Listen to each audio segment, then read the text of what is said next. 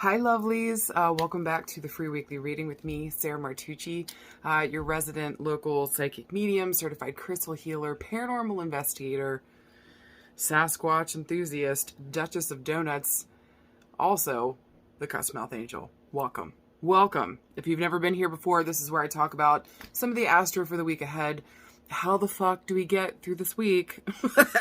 And then I pull 3 piles of cards. You pick any and all piles that you're drawn to, and then I interpret those piles for you to help you with your week ahead. All right, with that being said, I want to talk about this week. It is Thanksgiving in the United States. I think it's Thursday. It's coming up here. And it's supposed to be a day where we're giving thanks for all that we have, for our people, for everything that's important to us. One of my favorite astrologers that I've been following is Susan Grace. She's amazing. If you guys aren't following her, you should be. She's just an oracle. She just knows exactly what to say, when to say it. It always fucking makes sense. She's been talking lately about this, because we're in the middle of an eclipse season right now, again.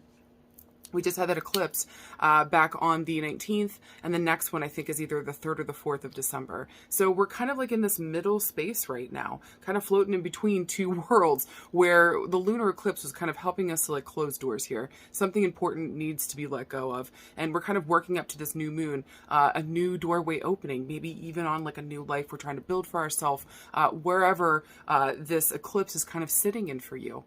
I had a pretty fucked up experience last week when I went to Florida.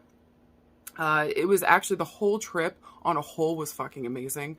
But there was one instance on actually the eclipse. I was out with, my friends and my cousin, and we were having a good time, and we were walking from one place to another.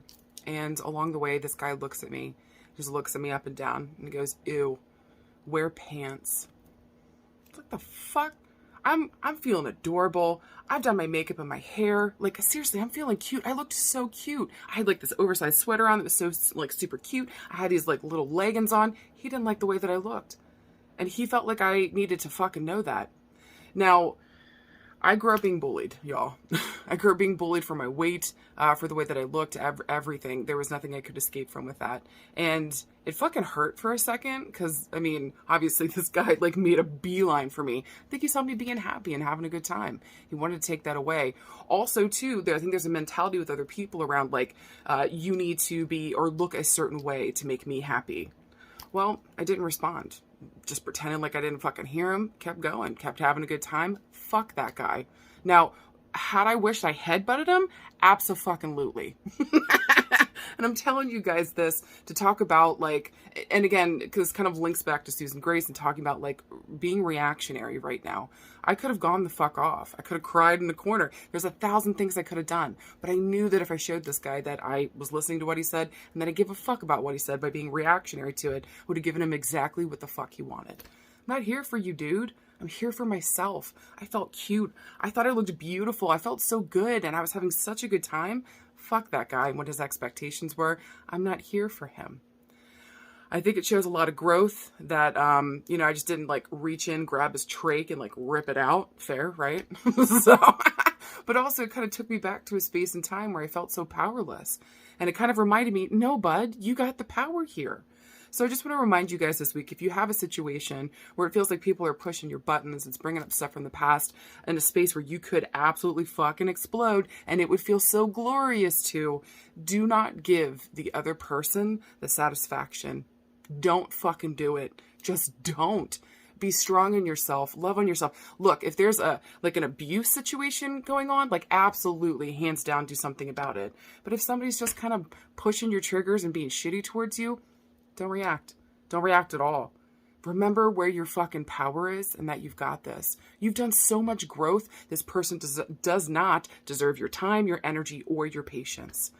And I kind of want to say, like, by the new moon, you should be really fucking feeling this difference in your body.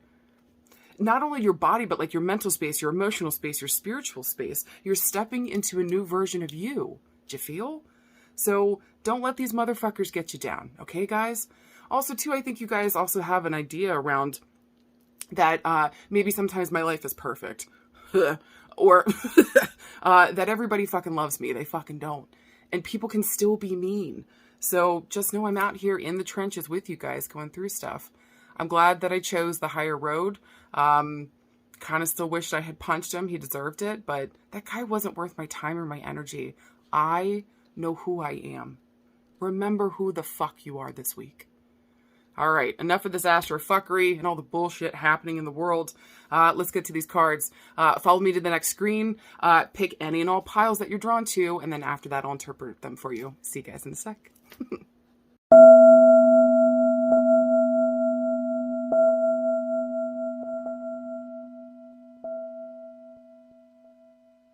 Okay, and if you picked card pile number 1, here's your beautiful cards. First one is the Queen of Swords. Second card is a major arcana card, the Tower. Well, don't worry, we're going to talk about it. And the final card is the beautiful Nine of Cups. So, long story short, I don't want to ruin the ending, but everything is going to be fucking okay. Listen, with the Queen showing up here, she is not only reminding you about who the fuck you are. Remember who the fuck you are this week. You are a queen. Remember this. Be logical, be tempered around the upheaval that's been going on with the Tower showing up here, knowing full well that in the end, with the Nine of Cups showing up, everything is going to be okay. Okay, so hold on tight right now, whatever the fuck's going on. Usually with the Tower, and in this deck, if you noticed, there's a house on his back. So maybe there's something going on with family and home. Maybe this is like around your actual house. Maybe even to where you consider or who you consider to be family and or home. Something blew up here. It's not working out, or things have crumbled apart. Can I also remind you, if it was able to fall apart or crumble apart, it was not made well or put well together to begin with. Also, reason, season, or time. Not everybody is meant to go forward with us. Okay? So whatever we're feeling a loss on this week, whatever is fallen apart in front of us, whatever we can't seem to put back together, I want to remind you as much as possible. Look, the audacity, I know. Be logical, be as practical, be as tempered as you can be around this. And remember that you are the one in power. Where do you want this to go? Maybe another interpretation of this with the Nine of Cups is feeling as though something didn't work out here at home. With the Nine of Cups being here also too, usually this talks about like a love relationship, or this can even talk about like realizing what your true feelings are for another person, or maybe even around a home or a situation. Whatever happened here, whatever the fuck fell apart, love is not dead. Everything's going to be okay. And just remember to be as even and balanced as you can be around this whole fucking situation.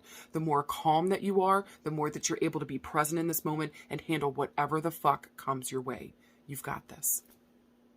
And if you picked card pile number 2, here's your beautiful cards. The first card you got is a major arcana card, the Hierophant. The second card you got is another major arcana card, the High fucking Priestess. And finally, the third card you got is another fucking major arcana card, the Magician. I'm just going to be straight up with you all. This one feels like a love relationship to me, and it's like a fucking deeply spiritual one. When we get the Hierophant and the High Priestess, they are a match for each other, and it is deeply fucking spiritual. There might even be like a past life link where it feels as though like we've known each other through lifetimes, or we keep reincarnating together. It just feels as though we can't seem to go away from each other. There's also like literally a psychic link between us. So where one person kind of feels like they're picking up on the other person's energy and vice versa. There's something deeply beautiful that's connecting you guys. And I want to say with the Magician showing up here, this is like the discovery of this, or understanding that there's so much more to this relationship than we even fucking thought. So in terms of our love relationship this week, you guys might be going to the next level. This might even start encompassing like feeling like we are like hitting on spiritual points, or that like we are there to support each other spiritually, emotionally, and physically in this lifetime. Realizing that this isn't the first lifetime together, and it most certainly won't be the last. I like the Magician here with this as well too, because the Magician a lot kind of asks us to bring our gifts and abilities to the table, to really recognize who we are and what the fuck we're about. So I think also too, there might be a realization around this relationship this week. What are we both bringing to the table? What are we doing here to take each other higher and better, to really kind of keep working on each other and helping each other to be better people, show up more spiritually or emotionally, or wherever we feel like we're lacking here, we're helping the other person show up. Maybe even showing by example, hey, this is how the fuck you do things right. So just know this week, especially around a love relationship, this is what I feel like it's about. Just know that you guys, this is much deeper, much more than just this lifetime. And I think the more that you guys tune in and really help each other to go bigger and better here, this is really good shit. Hold on tight, love each other, and remember that we each as an individual bring our own gifts and abilities to the table. How can we work better together as a team to really help each other go higher and better and really accomplish all of our dreams and goals? Fuck yeah. And finally, if you pick card pile number 3, here are your cards. Your first one is the 5 of Cups. Second card is a major arcana card, the Hermit. And final card is the 7 of Wands.